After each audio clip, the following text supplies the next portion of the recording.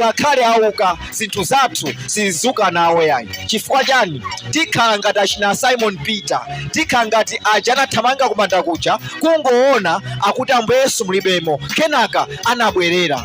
Koma Mariya wa ku Magadalena akuti atapeza kuti mulibemo anakhala pompo, amadikira, amalira, amazifunsa kuti kodi mbuye wanga ali kuti, kodi mbuye wanga amusunga kuti, kusonyeza kuti anali ndi mtima ndithu woti mpakana akumane ndi Ambuye Yesu, woti mpakana aone Ambuye Yesu. Ngakhale Ambuye Yesu auka msiku la lero, komano zinatengera mzimayi amene anakhazikika ndithu kuti no, ine mpakana ndiaone, ndipo anaona Ambuye Yesu. Ngati tufuna kuti kuuka kwa Ambuye Yesu kukhale ndithu kwa phindu pamoyo wathu, akuti tani timusakesake ndi mtima wathu wonse, komanso timvesese kwambiri kuti kodi chimene chazunsa Ambuye Yesu ndi chani, kodi nanga ineyo zanga zingazukenso mwa mtundu wanji. It's not automatic kuti Ambuye Yesu auka ndi kuti nawenso zinthu zako zizuke ziyambe kuyenda bwino. It's not automatic. Ukayena kuti upange china chake, ukayena kuti uzindikire kuti kodi mphamvu imene yazunsa Ambuye Yesu ndi mphamvu ya mtundu wanji, nanga kodi ineyo mphamvu imeneyo ndingayipeze bwanji. Haleluya, amen. Kodi nawenso mphamvu imeneyo kuifuna? Ngati ukuyifuna usachoke malo ano, chifukwa usiku uno tufuna tiphunzire, tiziwe kuti kodi mphamvu imene nazunsa Ambuye Yesu ndi mphamvu ya mtundu wanji, kodi mphamvu imeneyi nanenso ndingakhale nayo mwa mtundu wanji. Haleluya. Akuti Mariya wa ku Magadalena anakhazikika pomwepo. Mariya wa ku Magadalena sanachoke ayi, kusonyeza kuti anafunisisa Ambuye Yesu ndi mtima wake wonse. Kodi kufuna Ambuye Yesu ndi mtima wako wonse zimatanthauza chani? Ndinafunsa pano pafunso kuti kodi mu mtima mwanu muli chani? Munati Mzimu wa Mulungu eti?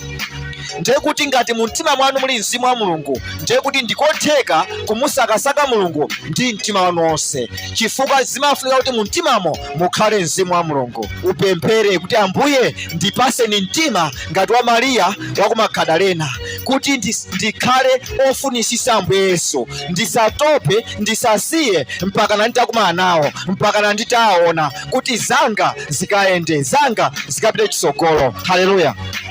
Pamene ulipo yamba upemphera, Ambuye ndipaseni mzimu, ndipaseni mtima ngati wa Mariya wa ku Magadalena, kuti pamene ndakhala ndizisakasaka mbuye yanga, ndizisakasaka Ambuye Yesu, mpakana nyengo zanga zitasintha, mpakana zanga zitayamba kuyenda. Kodi iweyo ukusunthiranji? Ukuziwa ndithu kuti koma kuchali chuku ndi kumene ndithu kuli Ambuye Yesu, ndi kumene ndithu kuli Mulungu, zanga zikuyenda, mawu ndikuamva. Kodi usunthiranji? Mulungu akupase ndithu mzimu okhazikika. Ambiri mwa ife zathu sizikuyenda. Chifukwa chani? Kukhazikika tilibe. Mawa tikapemphera uku, siku linalo tikapemphera uko, siku linalo tikupitanso kandi kuti akuti kumangozungulira mwezi umodzi ndiye kuti tapita kale matchali chokwana 7. Haleluya. Akuti kumeneko tizasemphana ndi daliso wa Mulungu. Mariya wa Magadalena amaziwa Ambuye Yesu ali panopa, Ambuye Yesu anasiya apapa. Kodi atengani ndani ngati sindikuwaona, ngati zanga sizikuyenda, zanga zichitikabe. Haleluya. Ngakhale sindikuchirisidwa leroli, koma ndikuziwa Ambuye Yesu alipo mpano ndichirisidwa. Ngakhale zanga sizikuyenda, ndama business ndifuna jasi kubwera, koma chomwe ndikuziwa ineyo Ambuye Yesu ali mchipinda chino, Ambuye Yesu ali mutchali chake lomwe lino, ndidikira mpaka ndani ndiapeze ndikumane nawo. Haleluya. Akuti ukhale ndi mtima umenewo, ukhale ngati Mariya wa ku Magadalena, akuti amakhazikika, anangokhala pomwepo kumalira, kodi mbuye yanga ali kuti? Naka anaona Ambuye Yesu, anayankhulisana ndi Ambuye Yesu. Nawenso ukumana ndi Ambuye Yesu ngati ukukhazikika, ngati wakhazikika pamalo amene Mulungu atani akuyikapo. Pemphera amene ulipo, pemphera. Mulungu akupasa chimene ukufuna. Ukangokhazikika akupasa chimene ukufuna.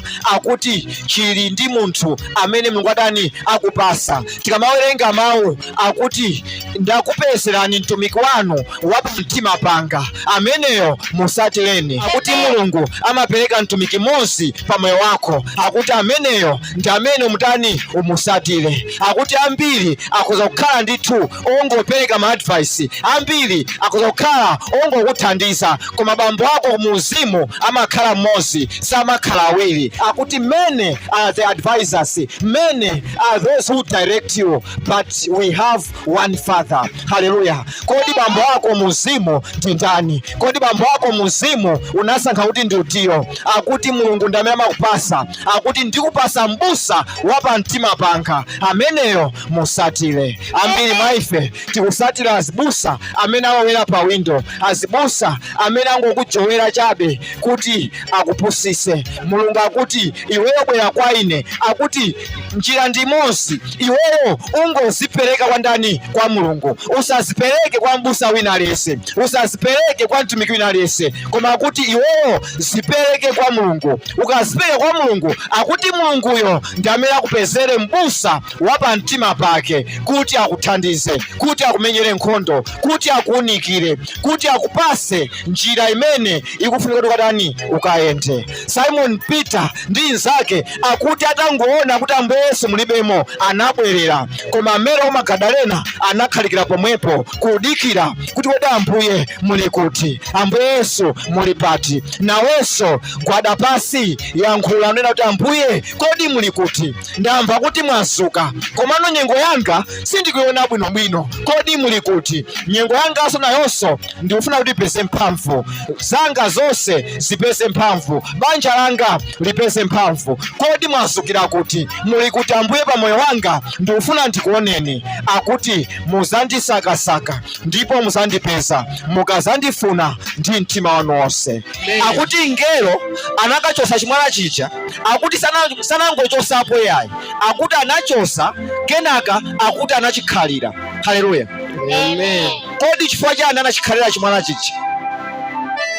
Ndiye kuti amasimikiza kuti ndisamone wina akutani akuchisekaso chimwala chija, kusonyeza kuti pamoyo wathu nthawi zambiri timatha kubwera ngati panopa pa mapemphero eti mwina wadwala, abusa mundipempherere, ine ndikupemphera wachiritsidwa m'dzina la Yesu Khristu, kusonyeza kuti ngati pana chotchinga pamoyo wako ndiye kuti chimwala chacherani chachoka. Komano mwina kungoyenda kukafika ku nyumba, ngati sunachenjere kumapezeka kuti Satana uchataniso abwezeresaso chimwala chija, kusowa kwa ntchito kuja abwezeresaso, kusowa kwa school fees ija. Haleluya. Chifukwa chani? Ndiye kuti chimwala chija chotchinga cha mdaliso wako chinangotani, chinangochokapo, kenaka Satana uja anachibwezeresaso. Ambiri mwa ife tikabwera ku chalichi timachira, tikangopita ku nyumba zayambiraso. Haleluya. Amen. Tikabwera ku chalichi timapeza mtendere, kungofika ku nyumba tambaso kusoweka mtendere. Kodi chimachitika ndi chani? Ukangofika mara ku chalichi umamasulidwa, zako ndimayenda bwinobwino, komano next Sunday ufunikanso mamasulidwe. Kodi chikuchitika ndi chani? Ukudwala asima, kupita ku chalichi ukumva bwino ndithu ndachiritsidwa, koma kungobwera ku nyumba kukhala pang'ono wambaso kukhosomola, wambaso ndithu kudwalanso matenda aja. Chikuchitika ndi chani? Akuti nkutheka mngelo amene anatani anabwesa machiritso aja, anangobwesa machiritso aja ndotani ndikuchokapo. Koma akuti nthawi ya Ambuye Yesu akuti ngelo anachosapo chimwala, koma sanapite kutali, akuti anachikhalira chimwala chija, akuti ndisamone wina akusekaponso. Haleluya. Nthawi zambiri madaliso athu timangowalawa, kenaka Satana amatengaso. Chifukwa chani? Timampasa mpata oti asekepo. Musiku la lero tufuna tiphunzirepo chimodzi, akuti ngelo amene anachosa chimwala cha pamanda paja, akuti sanapite kutali ayi, anakhalira mwala uja, ndisamone wina akusekaponso. Haleluya. Musiku la lero kodi uli ndi vuto la mtundu wanji? Ngati ali machiritso, iweyo kulandira machiritso mwatunthu ndithu, sipakhaso wina otani obwesaso nthenda imeneyo. Chifukwa chani? Ukumana ndi ngelo amene anatani anachosa chimwala pamene panatani panali Ambuye Yesu. Haleluya. Amen. Kodi ndi vuto lanji pamoyo wako lomwe ukapeza machiriso kapena ukachoka mavuto amene aja zimayambiranso zimabweranso kena kalikonse kamene kamayambiranso mu siku la lero iweyo kutengeratu machiriso ako? Kodi ndi nthenda ya mtundu wanji? Kodi ndi vuto la mtundu wanji? Kodi ndi upweteka mimba mwa mtundu wanji? Kodi kukayamba kumangoyambiranso, mukasiya mmangoyambiranso? Kodi ndi chikhoso cha mtundu wanji choti ukakhosomola chimazayambiranso? Ndikufuna ndikuwuzechi mu siku la lero ukumana ndi mngelo amene anachosa chimwala chimene chinaphimba manda a Ambuye Yesu. Akuti mngelo ameneyo samasirira zinthu yayi, akuti akachosapo amakhalirapo kuti asamone wina otani olimbana ndi moyo wako. Mngelo ameneyo ukumana nayo mu siku la lero. Kodi ndi business yanji yoti ukangoyamba kenaka business ija imatha? Kodi ndi nthenda ya mtundu wanji yoti ukangodwala kungochiritsidwa kenaka imazayambiranso? Ndikufuna ndikuwuzechi chomwe chimayambiranso ndiye kuti ukungosowekera ndithu mngelo amene anakachosa chimwala pa manda a Ambuye Yesu. Kandi asima imene makuvutisayo ukangotenga machiso msiku la lero imeneyo yapitiratu. Chifukwa chani? Akuti ndi mngelo ochosapo komanso oteteza. Akuti akakupasa amakhala pomwepo kuti pasabwere wina okulanda. Haleluya. Amen. Nthawi zambiri timasempana ndi daliso, nthawi zambiri timabweranso kwa kale lija. Chifukwa chani? Talephera kusungirisa mdaliso wathu, talephera kusungirisa chimene Mulungu atipasa. Mu siku la lero akuti upemphere kuti Ambuye madaliso anga abwereretu. Iye amene amaseka nseko zanga ameneyo asasekenso. Haleluya. Amen. Ndi chiseko cha mtundu wanji chimene ufuna kuchiseguke? Kodi ndi chiseko cha banja? Akuti akasegula chimenecho chisegulikiratu. Haleluya. Ena mwa inu musakasaka ntchito komano foni anakuyimbirani mubwere kuma interview kenaka akuyimbanso foni akuti mudikire kaye tikuyimbiraninso bwinobwino tikonzeke kaye komano mpaka lero sanatani sanayimbe. Nkutheka poyamba chiseko chinaseguka akuyimbira foni kenaka wina anazasekapo. Ndi chifukwa chake anakuza kuti udikire kaye tizayimbabenso kenaka osayimbanso. Chifukwa chani? Pakufunika mngelo amene anachosa chimwala pa manda a Ambuye Yesu. Akuti mngelo ameneyo ndi woopsa, akachosa amatani amakhala pompo. Anali ngati Mariya wa ku Magadalena. Akuti Mariya wa ku Magadalena ataona kuti Ambuye Yesu palibepo sanachoke ayi, anakhalikira ku manda komweko. Akuti neyo sindichoka, ndikufuna ndiaone Ambuye anga, ndikufuna ndiaone Ambuye Yesu. Ndipo anatani anamonadi. Leroli ukungofunikira mngelo ngati ameneyo.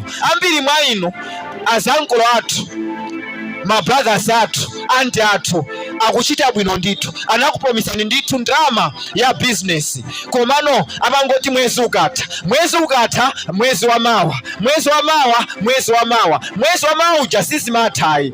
Amangonena kuti ndikupasabe. Chikuchitika ndi chani?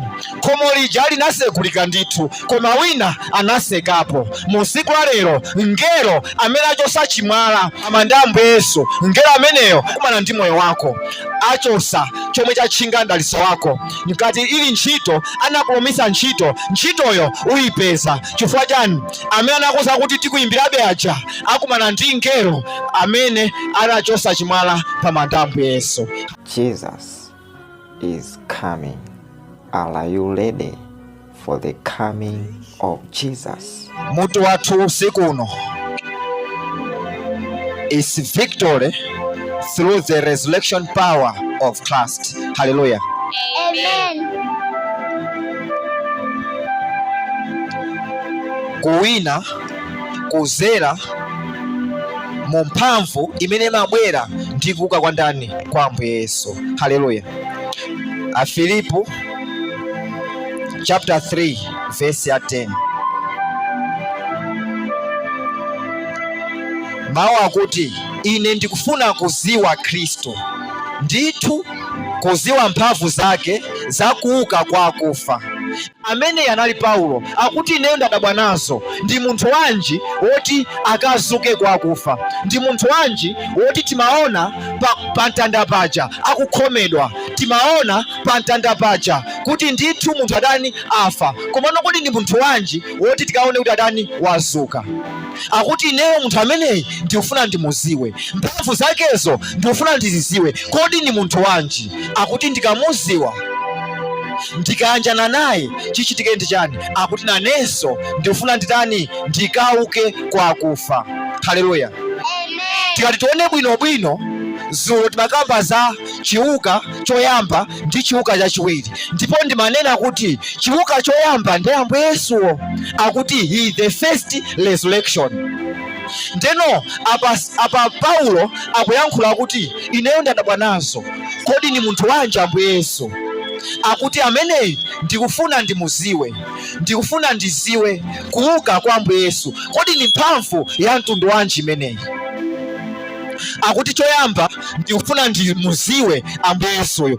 Umuziwa Ambuye Yesu pamene ukumva mawu ake ndipo ukuwachita. Akuti kuwaziwa Ambuye Yesu ndi pamene ukumva mawu a Ambuye Yesu. Ukamva mawu a Ambuye Yesu uwakhulupirire, ukawakhulupirira akuti kenaka utani uyamba kuchita chimene wachikhulupiriracho. Akuti kumeneko ndiye kuyanjana. Mukangoyanjana iweyo ndi Ambuye Yesu, chichitike ndi chani? Akuti ngati Ambuye Yesu msiku la lero auka kwa akufa, nawenso ukafa uzaukaso kwa akufa. Haleluya. Kwa iye amene ali mkhristu akamwalira, akuti tisamalire ngati monga mmene amalirira anthu achikunja. Haleluya. Akuti tizingozindikira kuti mwana wangayo ndithu afa mwa Yesu Kristu, amuna angawa afa mwa Yesu Kristu, akazi angawa afa mwa Yesu Kristu, anti angawa afa mwa Yesu Kristu. Ndiye kuti pa siku lomaliza azaukisidwa. Chifukwa chani? Ambuye Yesu zinayambira ndi Ambuye Yesu. Ngati Ambuye Yesu auka kwa akufa, iye amene akuwasatira azaukenso kwa akufa. Haleluya. Amen. Ndi munthu wanji woti akazuke akafe nazuka? Ndiye kuti nafenso ndizotheka. Kumbukira ku Genesis chapter 1 verse ya 27, mawu akuti mwamuna ndi mkazi I created them in my own image. Akuti ndinalenga muchifaniziro changa. Ngati Mulungu anatilenga ifeyo muchifaniziro chake, ndiye kuti tili ndikuthekera kopanga zimene Ambuye Yesu akupanga, kopanga zimene Mulungu utani akupanga. Chifukwa chani? Anatilenga muchifaniziro chake. Nthawi zambiri timalephera, nthawi zambiri timadwala, timavutika. Chifukwa chani? Tataya chifaniziro cha Mulungu. Iwewo ngati ukudwala uziwe kuti nthawi imeneyo suliso chifaniziro cha Mulungu, chifukwa chifaniziro cha Mulungu sichimadwala. Haleluya. Chifaniziro cha Mulungu tichiona pachani? Tichiona pa Yohani chapter 4 verse 24, mawu akuti Mulungu ndi mzimu, ndipo omupembeza iyeyo amupembeze mu mzimu komanso mu choonadi. Kutanthauza kuti ngati ufuna kuti ukhale chifaniziro cha Mulungu, usakhale kuthupi, ukhale mu mzimu. Ngati Mulungu ali mzimu, nawenso ukhale mu mzimu. Ukhala bwanji mu mzimu? Akuti ngati mzimu wa Mulungu Ambuye Yesu ali mu mtima mwako. We can say takhala tukamba za mzimu mkati mwako, ameneyo ndi Ambuye Yesu. Tikamawerenga mawu pa Aroma chapter 8 verse 11, Aroma chapter 8 verse 11, mawu akuti mzimu omwewo omwe unazunsa Ambuye Yesu akuti uli mu mtima mwako. Ndiwo pachani? Sitimamvesesa bwinobwino mphamvu ya the resurrection, sitimamvesesa bwinobwino the resurrection power. Timayenda ngati Akhristu koma sitimazindikira bwinobwino chomwe chili mkati mwathu. Akuti greater is he who is in you than the one who is in the world. Haleluya. Ndi wamkulu amene ali mkati mwako. Usaope amene ali kunjayo, usaope amene akulimbana ndi business yako, usaope amene akulimbana ndi banja lako. Ndi wamkulu amene ali mkati mwako, ndi wamkulu amene ali mu mtima mwakomo ngati wamulandira Yesu. nthawi zambiri timapemphera sizimayenda. Chifukwa chani? Timayiwala kuti mzimu omwewo unazunsa Ambuye Yesu, omwewo uli mkati mwako, uli mu mtima mwako. Ukangozindikira chimenechi, uona kuti zinthu zako ziyamba kuyenda. Ukamapemphera ndiye kuti mzimu uja ndi umene sonozani uziutuma kuti ukachite chimene ukufuna. Ambuye ndifuna business, mzimu uja upita kwatani kukupasa business. Chimozimozi zimachitika patani? Pachiyambi. Genesis 1:3, kukhale kuwala, kenaka kunakhala kuwala. Chinabweretsa kuwala ndi chani? Ndi mzimu wa Mulungu. Kuli Mulungu Tate, Mulungu Mwana, Mulungu Mzimu. Aliyense ali ndi ntchito yake. Ukamvesesa ntchito zawo ziyamba kukuyendera. Haleluya. Mulungu ntchito yake ndikutani? Ndikutuma. Ambuye Yesu anayankhula akuti ineyo sindimapanga chinthu ndisanamve kwatani? Kwa Tate anga. Akandiuza kuti panga ichi ndimapanga. Akandiuza kuti mwana uyu akufunika machiliso mchilise ndimachilisa. Akuti sindimapanga zomwe Atate anga sanandiuze. Ndiye kuti ntchito ya Mulungu ndikutani? Ndikutuma. Ambuye Yesu ntchito yawo ndikuchita. Mzimu wa Mulungu ntchito yake ndi chani? Ndikukwanirisa. Haleluya. Pali kutuma, pali kuchita, pali kukwanirisa. Popanda okwanirisa sizingayende. Popanda otuma siziyendaso. Popanda olamula siziyendaso. Haleluya. Ndi chifukwa chake timafuna osewa. Ufunika Atate, ufunika Mwana, ufunikanso Mzimu. Ndipereke kachisanzo aka. Pali magesi apa eti olokulowa mnyumba ufuna uyase magesi, ndakutuma tayasa magesi kukhale kuwala. Ndiye kuti Mulungu atani? Watuma. Ambuye Yesu ntchito yawo ndikupita pamene pali switch ndikatani? Ndikuangoyasa. Inde switch ilipo, Ambuye Yesu alipo afuna akayase. Koma Yesu mu magesi awo azimisa. Kati magesi a Yesu mukulibe olotayasa magesi ayaka ndi pamene pamafunikira chani? Pamafunikira mzimu wa Mulungu. Mzimu wa Mulungu ndi mphamvu.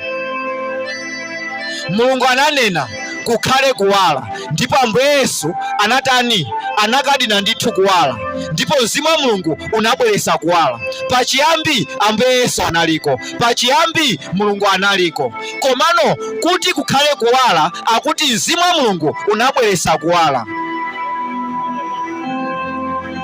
Tiyenera kuzindikira chimenechi kuti ngati tili ndi mzimu wa Mulungu, mzimu wa Mulunguyo ndiye mphamvu mkati mwako. Mawu akuti mzimu yomwewo unazunsa Ambuye Yesu m'manda, akuti mzimu omwewo uli mkati mwako. Ukangozindikira, ukangokhulupira, ndipo ukangochimvetsa chinthu chimenechi, zako ziyamba kukuyendera.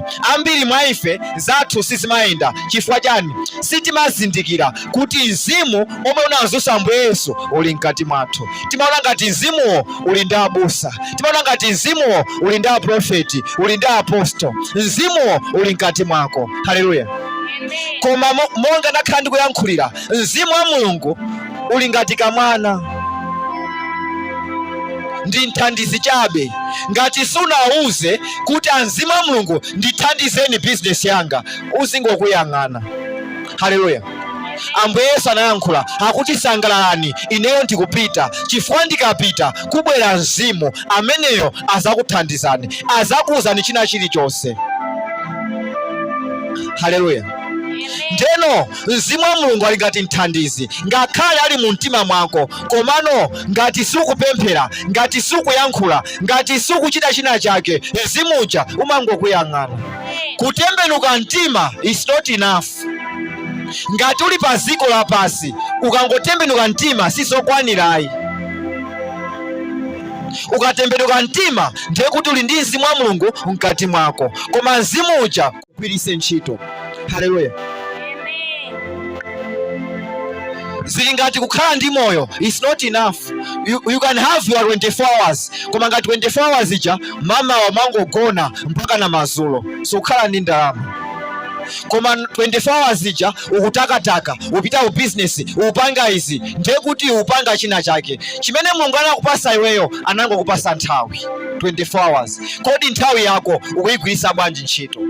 Chimozimozi Mulungu anampasa wina lese Mzimu, mwana wake. Kodi mwana wa Mulungu Ambuye Yesu mkati mwako ukuwagwiritsa ntchito mwa mtundu wanji? Pali ena amapemphera siku ndi siku, pali ena amawerenga mawu siku ndi siku, pali ena amasalako chakudya pa wiki kamodzi, pali ena ndithu amakwera ku phiri, kusonyeza kuti akugwiritsa ntchito Mzimu uja. Ena maife tamulandira Yesu ndithu tili ndi Mzimu wa Mulungu, komano Mzimu uja sitikuwugwiritsa ntchito. Ndi chifukwa chake tikadali pa malo amozimozi zathu sizikuyenda. Ndi munthu wanji Ambuye Yesu?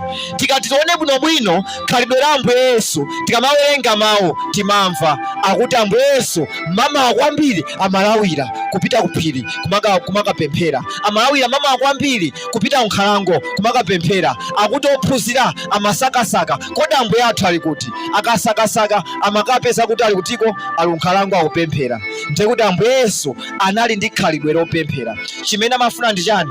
Amafuna kuti akhale ndi mphamvu.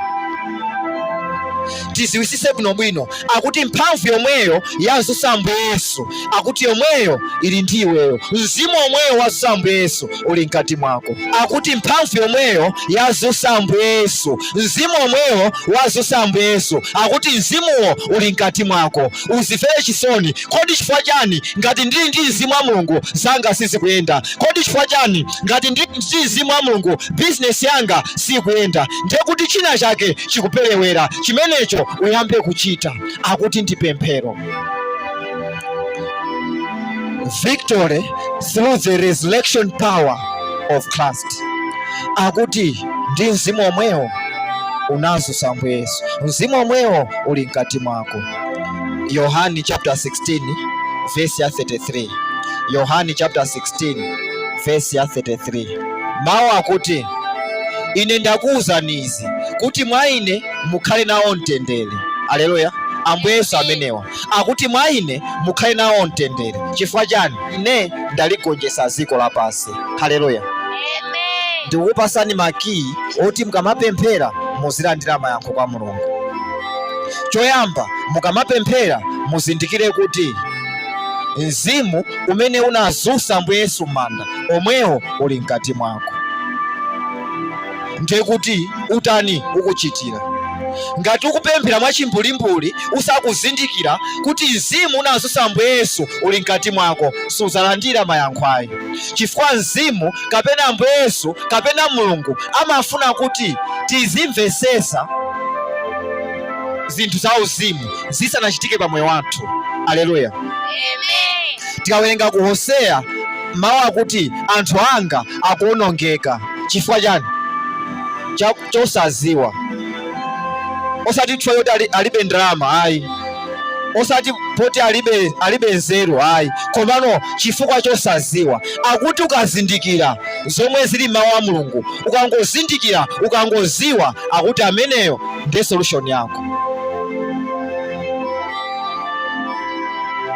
Kupita ku chalichi kokhakuja is not enough, komano kodi chifukwa chopita ku chalichi ndi chani? Ukazindikira chifukwa chijacho chabwinobwino uzamba kulandira mayankho. Ambiri maife timapita ku chalichi chifukwa choti amayi akupita ku chalichi, abambo akupita ku chalichi, nafe tipite kutiko, tipite ku chalichi. Timapita ku chalichi chifukwa choti ndi Sunday, wina alese amapita ku chalichi. Ndakuti anthu anga akuvutika, akuonongeka chifukwa chosaziwa. Ukangozindikira chifukwa chopita ku chalichi chabwinobwino, akuti uzayamba kulandira mayankho ako. Kodi timapemphera chifukwa chani? Ukazindikira chifukwa chopempherera uzaona kuti wamba kulandira mayankho. Ndiye mzimu Mulungu uli mkati mwako, akuti ukapemphera uzipemphera zindikira kuti mzimu wa Mulungu uli mkati mwanga, utani uchita china chake pa moyo wanga. Haleluya. Mawu awa Ambuye Yesu akuyankhula akuti ngakhale ndauka kwa akufa, ngakhale ndakupasani mzimu wanga, komano paziko lapasi muzatani, akuti paziko lapasi muzapeza mavuto, paziko lapasi muzavutika, paziko lapasi muzakumana ndi zipinjo, komano muzazindikire chinthu ichi, ndinatani, ndinagonjesa kale. Haleluya. Sikuti tigonjesa poti tikupemphera, sikuti tigonjesa poti tikupita kutchalichi, sikuti tigonjesa poti tikusala chakudya, poti tikukwera phiri. Ukamakwera phiri kuti ukagonjese uzapeza kuti sutani sikugonjesa, komano uzikhala ndi mtima unena kuti ndigonjesa chifukwa chani, Ambuye Yesu anagonjesa kale. Haleluya. Ukangozindikira kuti kusowa kwa ntchitoku Ambuye anagonjesa kale, ulandira. Koma ambiri mwa ife sitimazindikira zimenezo. Zoti makamba Yohani chapter 19 verse 30, Ambuye Yesu akuti asanataye mwayi wawo anayankhula mawu akuti kwatha. Haleluya. Akuti kwatha, kusonyeza kuti ndamenya nkhondo yapamtanda, kwatha. Ana anga amene amasowa ntchito apeze ntchito, ana anga amene amadwala machiritso, ana anga amene amasoweka mtendere apeze mtendere. Tikangozindikira kuti nkhondo inatha kale, vuto lija likamabwera lizingothawa lokha. Timapemphera sizimayenda chifukwa chani? Tilibe kuzindikira kuti Ambuye Yesu anatani, anamenya kale nkhondo inati. Choyamba, Mzimu wa Mulungu omwe wazisa Ambuye Yesu leroli akuti mzimuwo uli mkati mwako. Suli kutchalichi, suli kwa abusa, suli kwa apostolo, hayi, akuti uli mkati mwako. Kungogwada pasi napemphera, Ambuye, monga mzimu wanu unakuzusani manda moja, ndikuziwa muli mkati mwanga. Inenso zanga ziyende siku la lero, inenso business yanga izuke siku la lero. Uzaona Ambuye Yesu akuzusa business yako, uzaona Ambuye Yesu akuzusa banja lako, uzaona Ambuye Yesu akuchirisa ana ako. Haleluya. Ambuye Yesu akuti kwatha, wina akudwalaso munthu. Ambuye Yesu akuti kwatha, wina akusoweka chakudya. Ambuye Yesu akuti kwatha, wina akudandaula mimba. Ulitenge verse limenelo,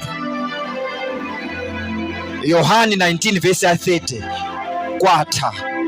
Kusonyeza kuti ndataya moyo wanga kuti wochirisidwe, ndataya moyo wanga kuti wopese moyo, ndataya moyo wanga kuti mabala ako apole. Haleluya. Ndakwapulidwa kuti wewe uyende ufulu. Tamachita zinthu with understanding ndi pamene timapeza mayankho. Ena timapita kunjira ya mtanda, kukanyamula mtanda, kungonyamula mtanda kuti anthu adani aone kuti anyamula mtanda, koma lero sitikuzindikira chomwe chikuchitika, chomwe Ambuye Yesu akutiphunzitsa. Akuti ambiri zinthu sizikuyenda chifukwa chani? Tumachita zinthu religiously, tumachita zinthu mwa nthawi zonse chabe kuti okay, tikasuka mamawa tena kuti tisuke mkamwa, tikasuka mamawa tena kuti timwe tii. What if Ambuye akuza kuti ukasuka mamawa usamwe tii, ukasuka mamawa usasuke mkamwa, kukada usiku timakagona. What if Ambuye akuza kuti inde kwada koma usagone, inde uli ndi bedi koma wewe kusikwa bedi. Haleluya. Akuti tisachite zinthu mwa religiously kapena mwa nthawi zonse, komano akuti tikakhale ndi kuzindikira kuti kodi zitanthauza chani. Akuti wakhala ndi tanthauzo akuti zimayenda. Ndifake Mulungu amamuza Moses akuti mukamazadya Pasakayu ana anu azakufunsani kuti kodi chifukwa chani you are celebrating Pasaka. Akuti muzauze izi, akuti pa siku ili akuti ana Israeli anapulumutsidwa kuchokera ku Egypt kupita kumalo amene Mulungu anatani analonjeza. Akuti muzauze zimenezo. Komano ngati upanga celebrate Pasaka, Easter opanda knowledge ya chipulumutso, akuti umangotulukamo opanda phindu. Ngati umangopita ku chalichi poti anthu akupita ku chalichi sizikuyendera, sunga mapange celebrate kuti Ambuye Yesu auka kwa kufa, iweyo osazauka kwa kufa. Haleluya. Akuti munthu amene amauka kwa kufa ndi amene afa mjani, afa ndi Mzimu wa Mulungu. Haleluya. Ambuye Yesu anali chani? Nde mzimuwo, nde chiukacho ndifayika natani anauka kwa kufa. Chimene tikufunika ndi mphamvu basi. Haleluya. Mphamvu ndimene tikufunika. Mphamvu ndiye mzimu. Anointing, kuzoza ndiye mzimuwo. Ngati mzimuwo uli pamoyo wako, uli mu mtima mwako, ndiye kuti iweyo uli ndi kuzoza, uli ndi zokwanira. Wadwala sukuyenera kupita kwa abusa. Abusa, ndadwala mundipempherere. Paulo anayankhula akuti kodi sukuziwa kuti iweyo ndiwe kachisi wa Mulungu? Chifukwa chani? Chifukwa cha mzimu uli mkati mwako, ndiwe kachisi wa Mulungu. Ndiye wadwala upita kutchalichi kwa abusa yopempherera. Haleluya. Ine kwa anthu amene amabwera ku nyumba ndimawuziratu kuti wabwera kunoko sikuti ndikupemphererayi, upemphera. Ndalama amene sakupasa kamozi, kakhale kamozi, kenaka akuphunzitse kupeza chani? Kupeza ndalama amene sija. Abusa, ndadwala. Ukabwera kwa ine, abusa, ndadwala, ndikakupempherera ukachira, ndena kuti ndikuuze kuti kodi usadwalenso upange chani? Uzipanga izi. Umakapanga zimenezo ndiye kuti ndakuphunzitsa suzadwalanso ayi. Haleluya. Ukabwera kwa ine ndikupase chimene ukufunacho, 1. Chachiwiri ndikuphunzitse kuti mawa usazabwerenso. Asisi mwadwala malungu. Mankhwala ndi awa. Komano neti ndi muzikagona muneti sopano. Chifukwa malungowa abwera chifukwa chani? Cha uzuzu. Haleluya. Ndiye kuti akupase solution. Chachiwiri akupase protection. Ngati pali malo amene amakuphunzitsa zimenezo, malo amenewo ukhazikike. Kuti ukachiritsidwa akuphunzitse kuti kodi sadwalenso ndipange chani? Ndikapeza ndalama business, kuti kodi ndalama imeneyo isathe ndizipanga chani? Ngati pali malo amenewo khazikika, uziphunzira. Haleluya. Ndeno Paulo amayankhula akuti neyo ndikufuna ndiziwe ndithu mphamvu iyi. Kodi mphamvu imeneyi ndi ya mtundu wanji? Ili nali ndi Ambuye Yesu, nanenso ndikuifuna. Ndiyosavuta mzimu wa Mulungu mkati mwako. Acts chapter 20 verse 32. Acts, machitidwe a atumwi chapter 20 verse ya 32. Ngati ufuna kuti zako ziziyenda, chimene ukufunika iweyo ndi chani? Mphamvu. Basi mphamvu ndi chani? Mzimu wa Mulungu ndi mphamvu. Chapter 20 verse 32. Mawu akuti chani?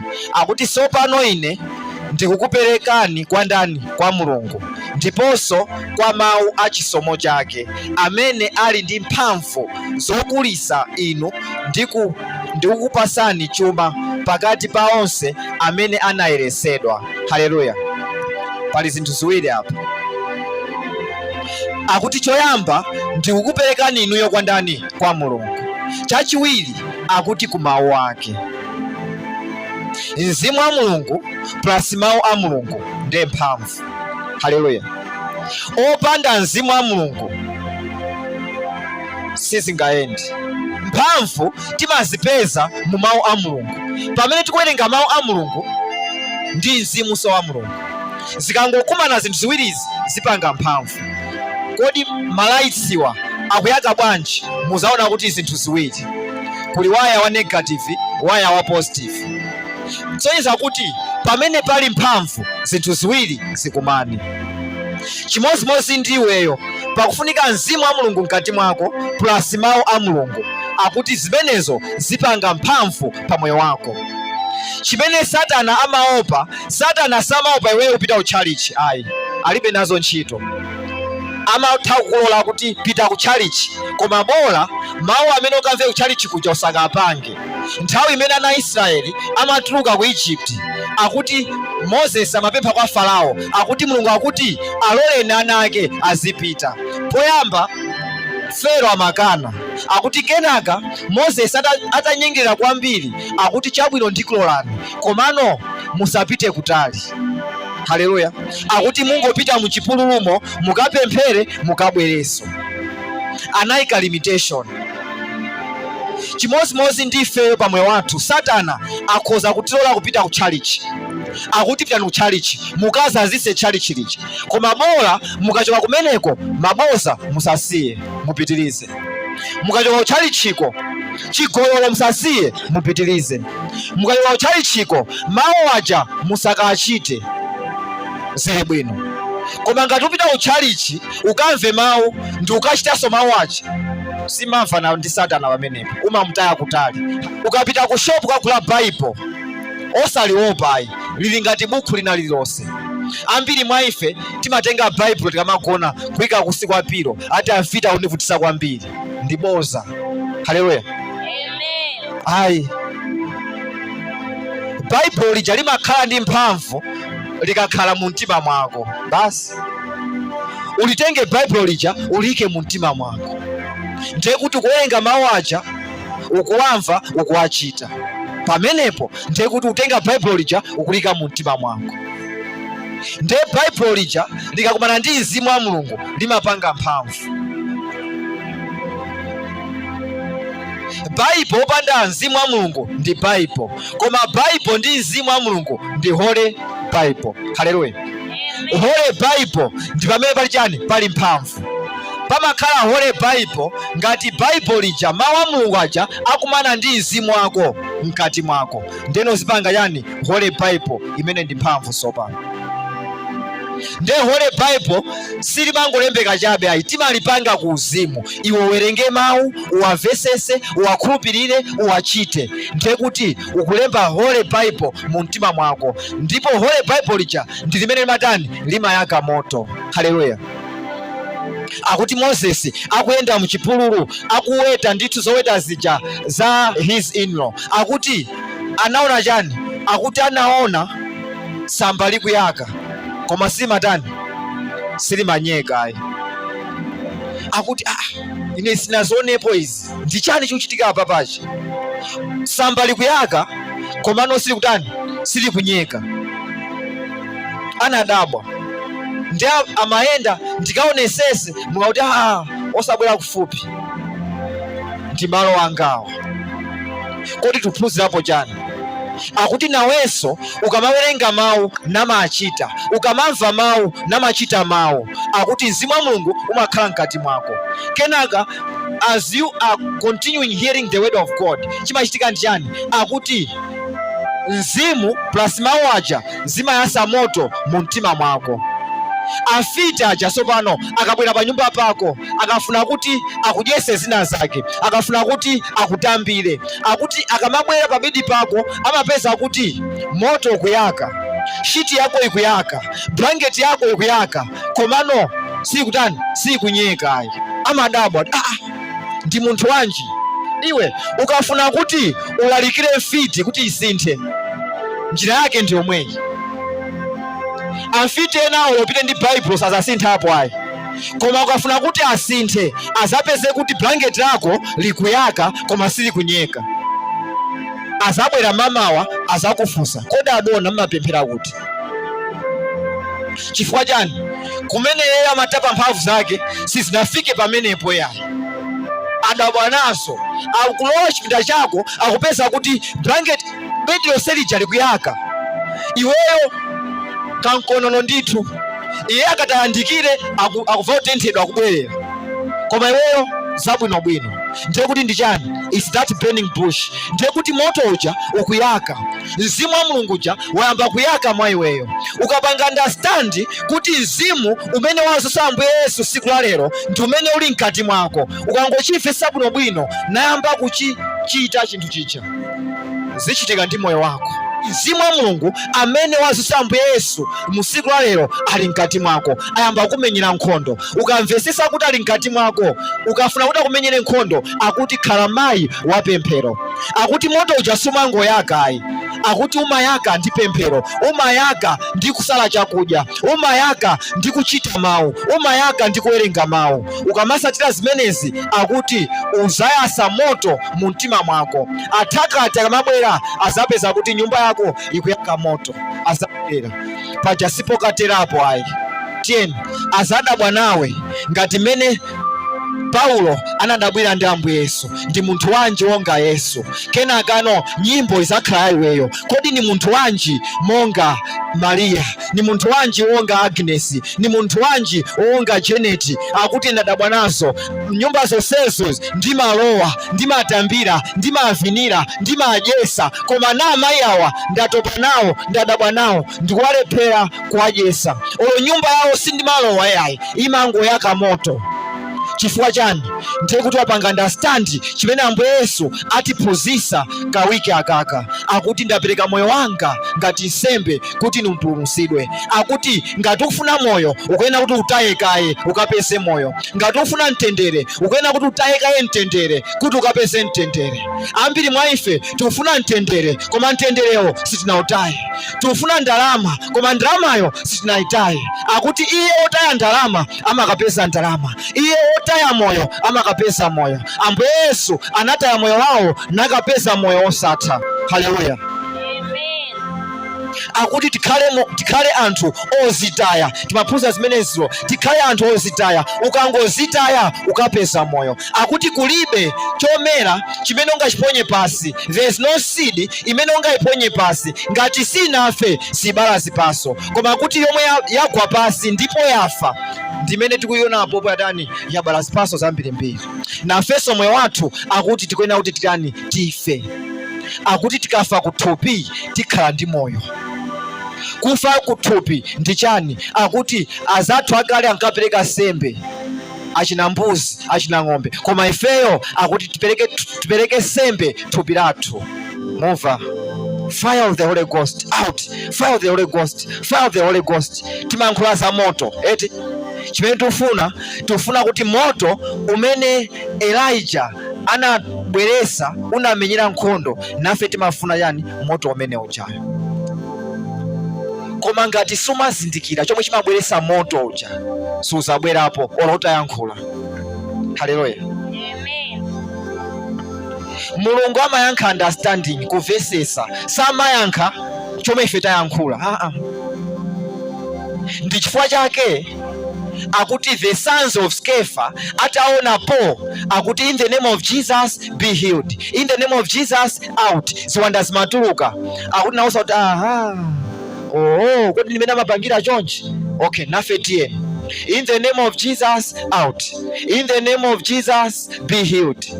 Akuti chiwanda chinazatuluka ndikumuyankhula.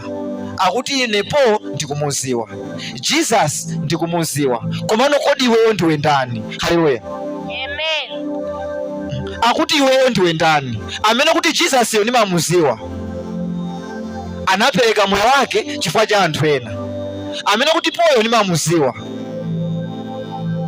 anasiya zake zonse chifukwa cha kumutumikira Mulungu. Kodi iweyo ndiwe ndani?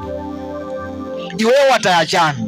Wasiya chani kuti unene kuti in the name of Jesus be healed? Mphamvu yake waitenga kutiko. Haleluya. Kusonyeza kuti si mawu amene amachilisa.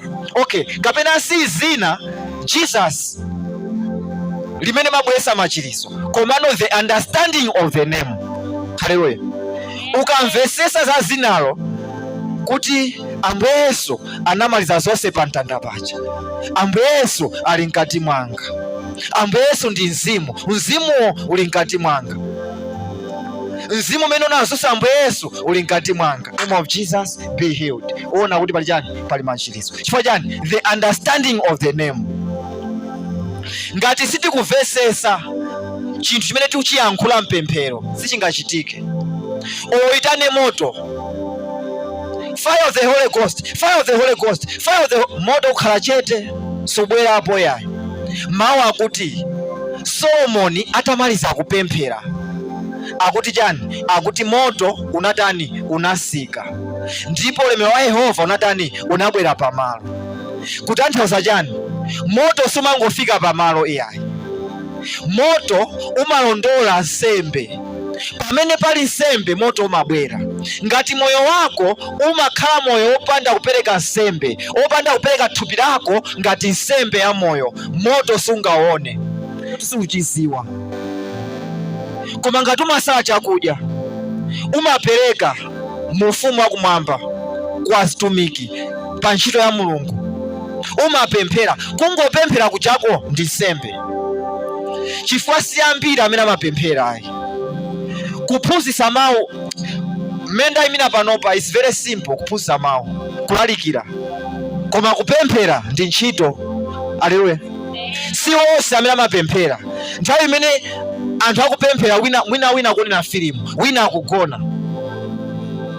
So kupemphera umakhala ngati wazipata ndi nsembe imene chayi. Chifukwa maonena kuti Solomoni atamaliza kupemphera. Funso lina ndonena kuti akanapanda kumaliza kupemphera moto kanabwera ngati? Ayi. Mawu akuti Solomoni atamaliza kupemphera moto wa Yehova unasika. Kusonyeza kuti ambiri mwa ife timapemphera koma sitimamaliza. Timazipasa limit. Ntchito ya pemphero sikukwanirisa kuti lero ndapempherapo. Ntchito ya pemphero ndi kukumana ndi Mulungu. Haleluya. Amen. Ngati sunakumane ndi Mulungu usasiye kupemphera. Iwe, okay. Mtima ukupweteka ukufuna Mulungu. Ambuye mtima upweteka ukufuna Mulungu. Ndi wagwada pansi wamba upemphera. Ukumaliza kupemphera mtima upwetekabe. Wakumana naye Mulungu? Sunakumane naye. Koma imafika nthawi ukupemphera kenakano umazazimva kuti wapepukidwa. Umaziwa kuti apapa Mulungu natani nakumana naye. Pamenepo timanena kuti wakumana ndi Mulungu, ukhoza kusiya kupemphera. Koma ngati Mulungu sunakumane naye usasiye kupemphera, sunamalize. Mawu akuti Solomoni atamaliza kupemphera akuti moto wa Yehova unafika pamalo, ndipo akuti nyumba yonse ija anthu ananjenjemera. Akuti ulemerero wa Yehova unasika pamalo. Pamene pa ulemerero wa Yehova pamaziwika. Koma ambiri mwa ife kupemphera sinakuziwe ayi. Timapemphera komano timangosiya nsanga. Mpando wa chifumu uli apo, timabwerera pa njira tisanafike ku mpando wa chifumu. Haleluya. Ndena kuti tikazindikire, tikangozindikira moyo wako upita chitsogolo. Ukangozindikira kuti mzimu umene wasamba Yesu uli mkati mwako ugwiritsa ntchito. Akuti tiugwiritse ntchito mzimu umenewo. Kupemphera, kusala chakudya, ugwiritse ntchito. Akuti kenaka mphamvu yake tiona ikukumenyera nkhondo pa banja lako. Haleluya. Amen. Tamfunsa neba wako kuti kodi mzimu umene wazosamba Yesu leroli kodi uli mu mtima mwako? Samanamizanepo yayi. Ananeso bazanga zamba kuyenda ambuye Yesu auka. Ati siningalileso ambuye Yesu auka. Ukavesesa zimene zikuchitika. Kodi mzimu tingaupeze bwanji? Akuti simple. Sipafunika kuti abusa akupempherere. Sipafunika kuti wina ayike dzanja lake pamutu pako. Ayi. Akuti mawu a Mulungu. Akuti ukangomva mawu a Mulungu nayamba kuwachita.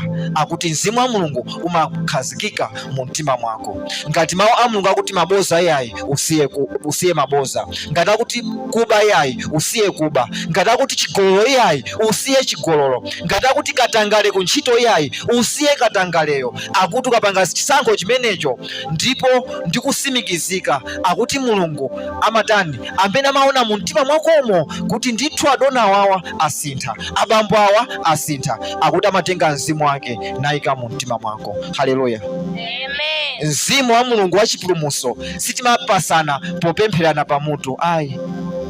Koma ukafuna mphamvu ya machiritso ndikuzana kuti okay, bwera apa ndikupempherere.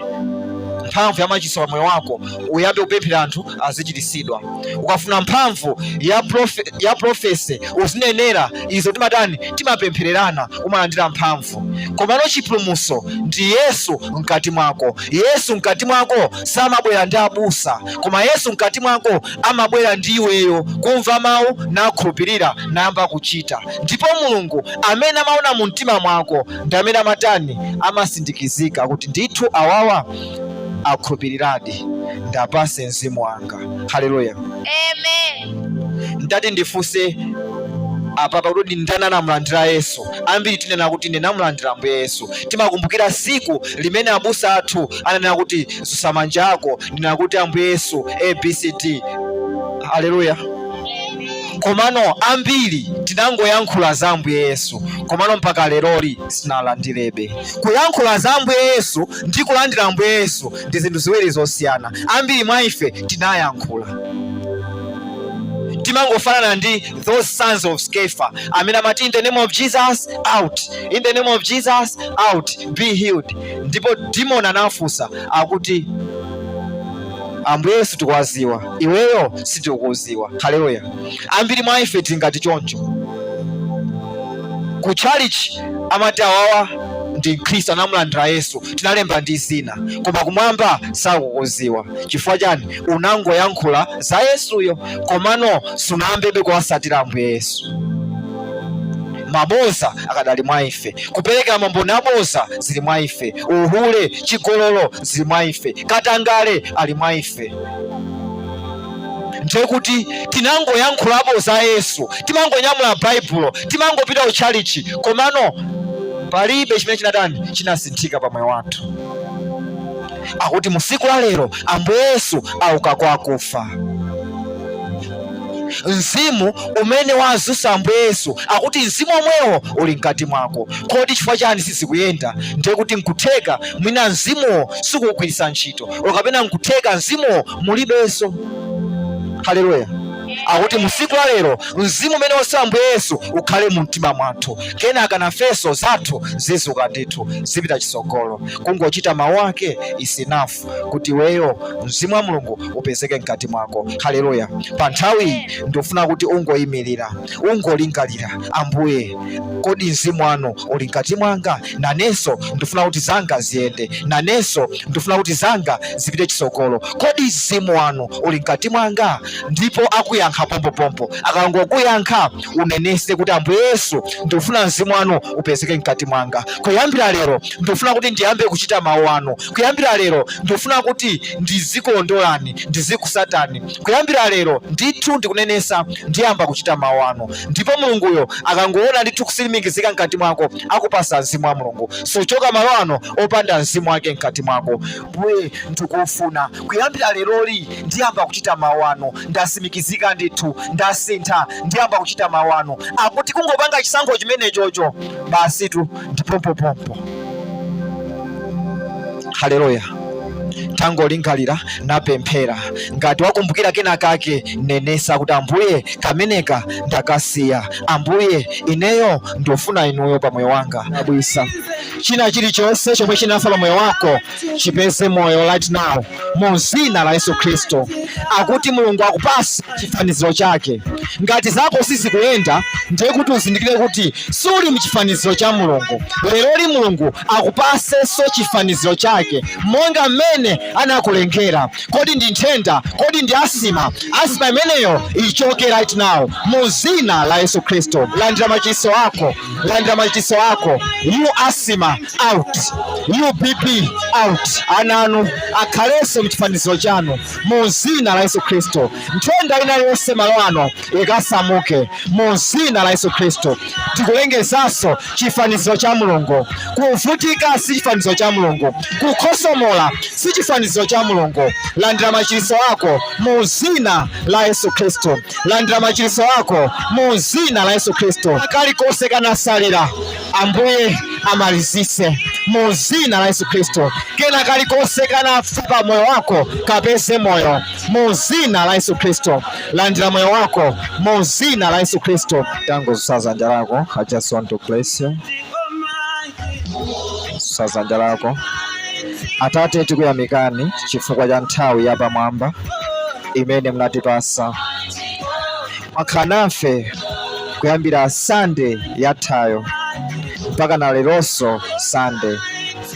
Masiku amene mnatipasa kuti tikumane malo ano, Ambuye mwatikwanilisira kusonyeza kuti linali dongosolo lanu, linali plani lanu. Masiku onse 8 mwakwanilisa kupezeka malo ano. Simunatisitoka mwapezeka malo ano. Ana anu mwapasa mawu, ana anu mwamasula, ana anu mwachirisa, ana anu mwapasa sogolo, mwasogolera. Ambuye tutamandani tuthokozani. Ambuye ana anu akadali pa dziko lapansi Satana aliso pomwepa. Ndi pemphero langa kuti mwatetezere. Chomwe mwapasacho oyipayo asalande mu dzina la Yesu Khristu. Pala atumiki apapa, Ambuye kakhaleni nawo, kasogolereni, akutumikireni mu dzina la Yesu Khristu. Ofuna ntchito mwapasa ntchito, odwala mwachirisa, iwo anali ndi nkhawa mwachosa nkhawa, iwo anali ndi mantha mwachosa manthawo, iwo osoyika mtendere mwapasaso mtendere mu dzina la Yesu Khristu. Ambuye tutamandani, tuthokozani, tukwezekani. Chachikulukulu mwapasa mawu ana anu. Ambuye ndi pemphero langa kuti mawuwo alowe pena paliponse matupi mwawo, akhazikike, akamere ndithu nabereka zipatso pamoyo wawo mu dzina la Yesu Khristu. Mawuwo akhale ngati mbewu yomwe inakwera pa nthaka yabwino pamoyo wawo, kuti akaone zipatso za mawu mu dzina la Yesu Khristu. Thank you Lord, thank you Father, thank you Jesus. Kumene akupita Ambuye katetezereni. Kumene akupita Ambuye ndulengeza moto wodabwisa upite nawo, apite ndi kuwala. Pamene akalowe akalowe ndi kuwala, pamene akagona akagone ndi kuwala mu dzina la Yesu Khristu. Ndulengeza kukondweredwa pamoyo wawo mu dzina la Yesu Khristu. Thank you Lord, thank you Father, thank you Jesus. Ndikumva kuti zanu zili bwino. Tiyeni tipite ndithu ndi mtendere wa Yesu Khristu. Ambuye Yesu auka, akuti mzimu omwewo uliso mu mtima mwanu lero, ndipo ndi mzimu omwewo zanu zikakuyenderani mu dzina la Yesu Khristu. Amen.